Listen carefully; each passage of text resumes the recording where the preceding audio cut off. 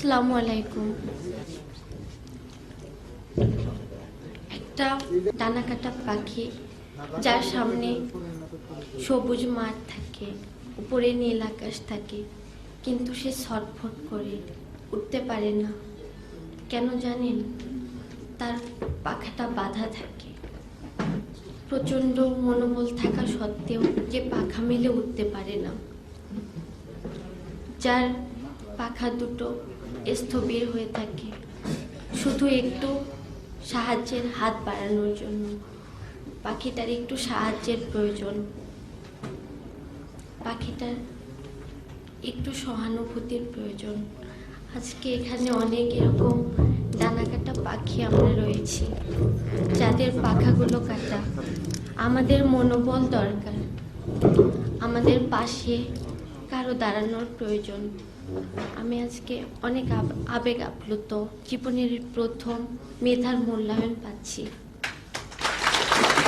এত বড় একটা অনুষ্ঠানে আমাদেরকে সংবর্ধনা দেওয়া হচ্ছে।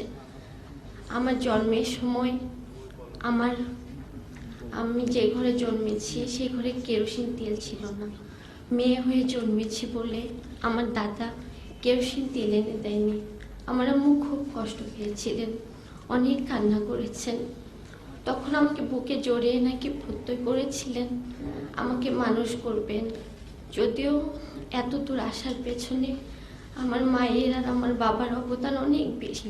কোনো জমি জমা ছিল না, কিছুই ছিল না। শুধুমাত্র তাদের মনোবলের উপর ভিত্তি করে এত দূর আসতে পেরেছি। ঢাকা ভার্সিটিতে চান্স পাওয়ার পরেও আমাকে চিন্তা করতে হয়েছে আমি ওখানে পড়তে পারবো কিনা। আম্মুকে বারবার বলেছি, আম্মু আমি ওখানে পড়তে পারবো তো। আরেকবার চিন্তা করেছি যে রংপুর ইউনিভার্সিটিতে ভর্তি হবো কিনা। অনেক স্বপ্ন, ঢাকা ভার্সিটিতে ভর্তি হবো। আমি যে এখানে পড়তে আসবো, ভাড়াটা পর্যন্ত জোগাড় করা। রাত্রে চিন্তা করতাম যে আমি ভাইবা দিতে যাই পারবো তো। একটা জিনিস আপনারা চিন্তা করতে পারেন স্যার, একটা স্টুডেন্ট যে গোল্ডেন প্লাস পেয়েছে, আরেকটি স্টুডেন্টও গোল্ডেন প্লাস পেয়েছে। একজনের টেবিলে তার মা দুধের গ্লাস হাতে নিয়ে দাঁড়িয়ে থাকে, আর আরেকজনকে টেবিলে বসে চিন্তা করতে হয় সে পরদিন সকালে কি খাবে, কি খেয়ে সে কলেজে যাবে, কি খেয়ে সে স্কুলে। একটা বাচ্চা আমি ঢাকায় এসে দেখেছি আমার এক আত্মীয়র বাসায়, তার মা তার পিছনে সারাদিন খাবারের বাটি নিয়ে দৌড়াদৌড়ি করে। আর আমার পাশের বাড়ি আমি দেখেছি, আমি লালমনিরহাট জেলা থেকে এসেছি, যেখানে 5 ডিগ্রি 6 ডিগ্রি সেলসিয়াস থাকে। আপনারা যদি কখনো শীতের দিন সেখানে যান, দেখতে পাবেন কত প্রখর শীত, সেখানে কত প্রচন্ড শীত। এই শীতের দিন সেই বাচ্চাটা আগের দিনে ঠান্ডা ভাত মরিচ দিয়ে একটা 1.5 বছরই বাচ্চাকে তার মা খাওয়াচ্ছে। চিন্তা করতে পারেন স্যার। আর আরেকটা বাচ্চা যে খাবে না হরলিক্স, নুডলস, মিষ্টি, তার পিছনে নিয়ে ঘোরা হচ্ছে, সে খাবে না, তাকে জোর করে খাওয়ানো হচ্ছে। এই যে বৈষম্য, এই যে গোল্ডেন প্লাস, কিভাবে মূল্যায়ন করবেন আপনারা? একজন খাবার পাচ্ছে না আর আরেকজনের পিছনে খাবার নিয়ে দৌড়াদৌড়ি করা হচ্ছে, কিভাবে মূল্যায়ন করবেন স্যার? এই যে সার্টিফিকেট, আমরা যে এত দূর আসতে পেরেছি, কিভাবে আসছি, কারা আমাদেরকে সাপোর্ট দিচ্ছে?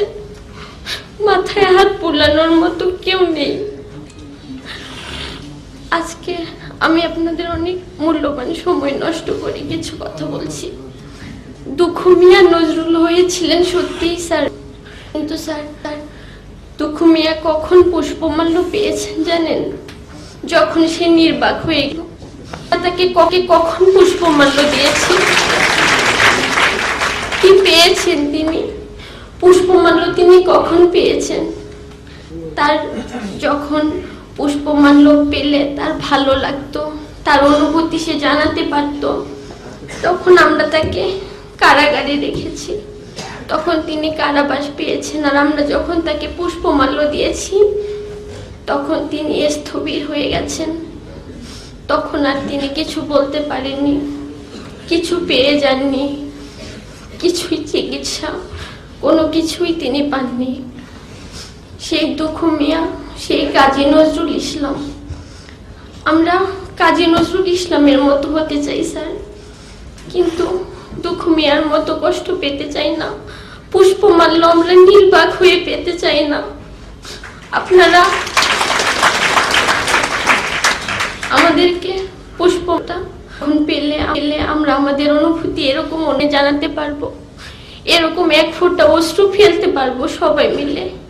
তখন আপনারা আমাদের পুষ্পমাল্যটা দিয়েন। আমাদের সবারই দায়িত্ব।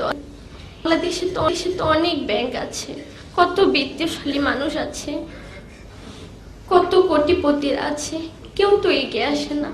এরকম একটা ব্যাংক আমাদের জন্য এগিয়ে আসছে। আমি তাদের প্রতি আন্তরিকভাবে কৃতজ্ঞতা প্রকাশ করছি।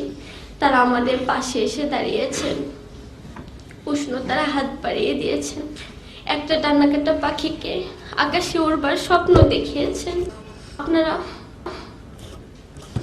আমাদের স্বপ্নের সাথী হয়ে দাঁড়িয়েছেন। আজকে যদি এখানে এই অনুষ্ঠানটা কোনো সংবাদ মাধ্যমে প্রচারিত হয়, আমি বলতে চাইব, সমাজের বিত্তশালী মানুষ আপনারা একটু এগিয়ে আসবেন।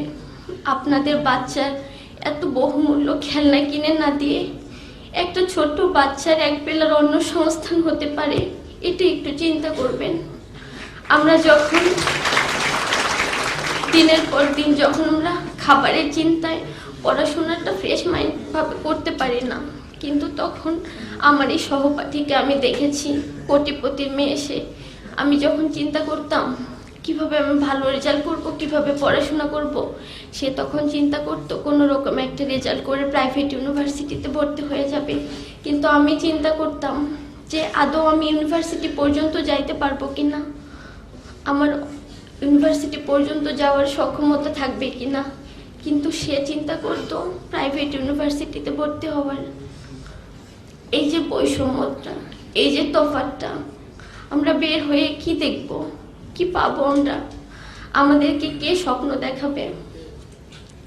আমি আবারও ইসলামী ব্যাংক কর্তৃপক্ষকে আন্তরিকভাবে ধন্যবাদ জানাচ্ছি তাদের এই মহৎ উদ্যোগের জন্য। স্যার, আমি দুঃখিত, আপনাদের অনেক মূল্যবান সময় নষ্ট করছি।